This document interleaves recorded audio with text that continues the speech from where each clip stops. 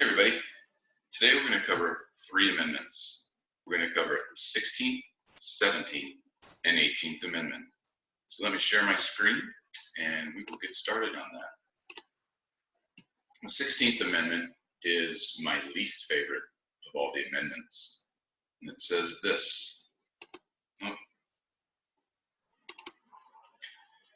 It says the Congress shall have power to lay and collect taxes on incomes from whatever source derived without apportionment among the several states and without regard to any census enumeration. Basically what this says is this gives the power to the government to take your money and put it in their budget.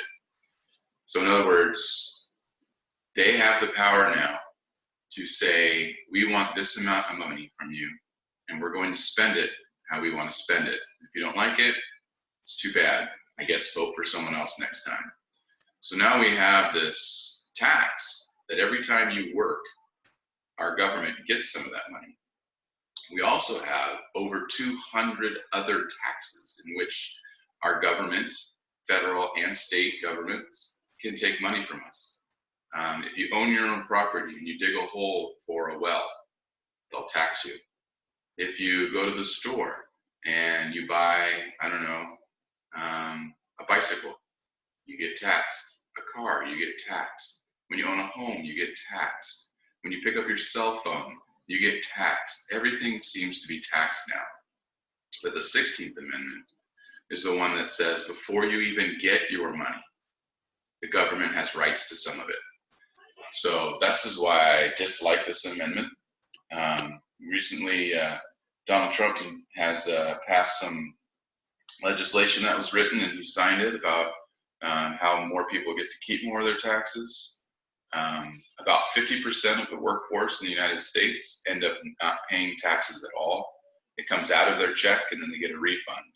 Or there's people like me who it takes out of their check and then they also have to pay several $1,000s every year. So as you can see, I do not like this amendment. I want it to be repealed. And we can go to maybe a sales tax. So if you buy something, yeah, it gets taxed. But if you don't buy anything, you choose how much money the government gets by not spending as much money. Anyway, I do not like the 16th Amendment.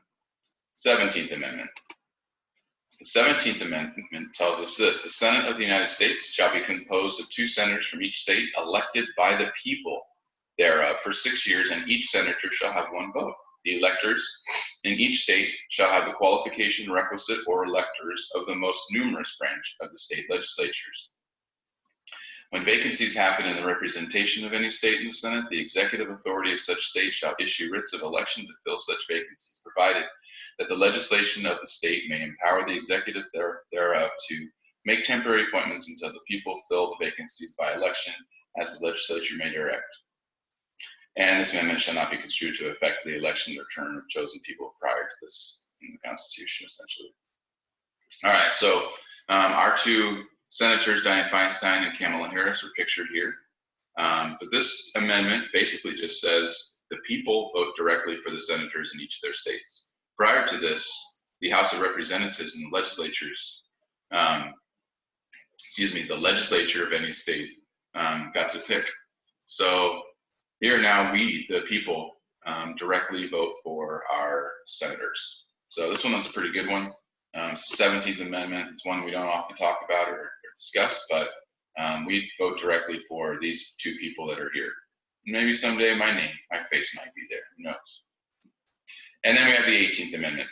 After 1 year from the ratification of this article, the manufacture, sale, or transportation of intoxicating liquors within the importation thereof into, or the exportation thereof from the United States and all territories subject to the jurisdiction thereof for beverage purposes hereby prohibited.